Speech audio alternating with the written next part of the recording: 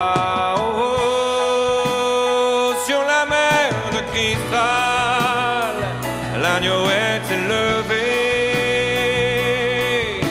à lui régner pouvoir. Hey, sur la mer de cristal, l'agneau est exalté et couronné de gloire.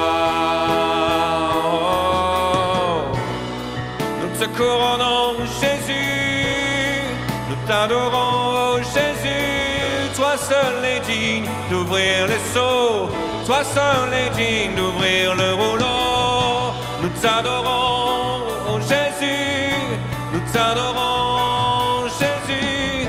Toi seul est le roi éternel, à toi la couronne de gloire, à jamais.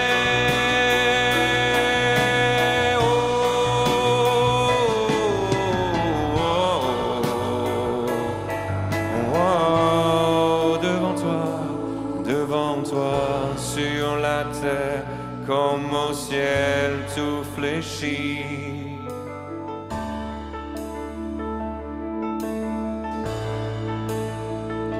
Devant toi, jour et nuit, les êtres vivants s'écrient saint. Les êtres vivants, c'est nous. Devant toi, jour et nuit, les êtres vivants s'écrient saint, saint, saint. Devant toi, sur la terre, comme au ciel, tout s'écrit saint. Oh, sur la mer de cristal, l'agneau est élevé, à lui régner pouvoir. Sur la mer de cristal, l'agneau est exalté et couronné de gloire. Oh, oh, oh, oh,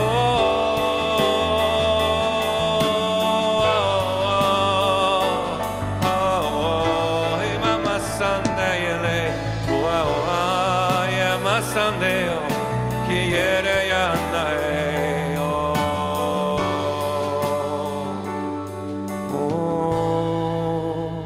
Sur la mer de Christ, l'agneau est élevé. Christ, l'agneau est exalté. Sur la mer de Christ, l'agneau est élevé.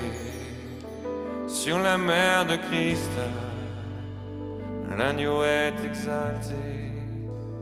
Sur la mer de Christ, l'agneau est élevé. Sur la mer de Christ, l'agneau est exalté. Oh, Saint, Saint, Saint, Saint, Saint, Saint, Saint est le Dieu vivant. Saint, Saint, Saint, Saint, Saint, Saint, Saint est le Dieu vivant. Saint, Saint, Saint, Saint, Saint, Saint, Saint est le Dieu vivant. Saint, Saint, Saint, Saint, Saint, Saint, Saint est le Dieu vivant. Oh, Saint, Saint, Saint, Saint, Saint, Saint est le Dieu vivant. Il est celui qui était, qui est, qui revient, celui qui était, qui est, qui revient, celui qui était, qui est, qui revient, celui qui était, qui revient, celui qui était, qui revient, celui qui était, qui revient, son règne est éternel, il n'aura pas de fin, son nom est glorieux, à jamais est au-dessus de tous les noms. Ô conseiller, prince de paix, admirable, Emmanuel, au milieu de nous ce matin, là sur la terre et là-haut dans les cieux, le roi de gloire, le roi victorieux, siège dans nos louanges, siège, sa présence envahit nos cœurs, envahit ce lieu. Quand nous montons adorer dans la présence du Père, le Fils exalté resplendit de lumière. Rien ne peut nous cacher sa présence, rien ne peut nous barrer sa présence. Il est Dieu à jamais et nous adorons son nom, élevé pour toujours au-dessus des nations. Il revient victorieux pour sauver l'univers, nous racheter, nous les hommes, nous sortir de la terre, nous arracher à la poussière, à notre condition, et nous donner enfin toute une raison de vivre, de parler de son amour et d'aimer les autres chaque jour. Son royaume est éternel, elle n'aura pas de fin, à jamais mon Père, je remets mon destin entre tes mains, je m'abandonne, fais de moi ton serviteur, qui t'adore à toujours. Je veux t'adorer toujours, je veux t'adorer toujours, je veux t'adorer toujours, je veux t'adorer toujours. Je veux t'adorer encore d'amour. Reçois notre reconnaissance, reçois notre adoration. Reçois notre amour, Seigneur, au milieu de nos passions. Reçois ma reconnaissance et reçois mon amour. Reçois mon présent ce jour. Oh Jésus, merci pour ta présence. Merci pour ta présence, merci pour ta gloire. Libéré dans ce lieu. Et je me retournais pour savoir quelle était la voix qui me parlait.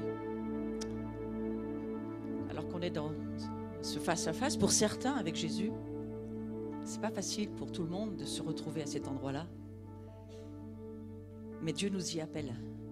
Il nous appelle à voir la gloire, c'est-à-dire voir le royaume de Dieu. Il nous appelle à voir qui il est.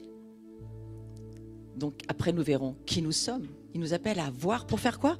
Pour rentrer. Et il y a une porte là-bas, vous voyez, vers la table de la communion. Et le Seigneur dit, il y a une porte qu'il faut traverser, pénétrer. Il faut passer par cette porte pour aller sur cette mer de cristal, là où on était pour certains.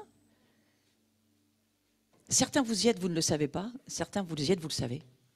Certains vous voyez, certains vous ne voyez pas. Mais Dieu appelle chacun à monter. C'est ce qu'il a dit à Jean. Alors, je suis dans Apocalypse chapitre 1, verset 12. Et m'étant donc retourné, je vis ce chandelier d'or.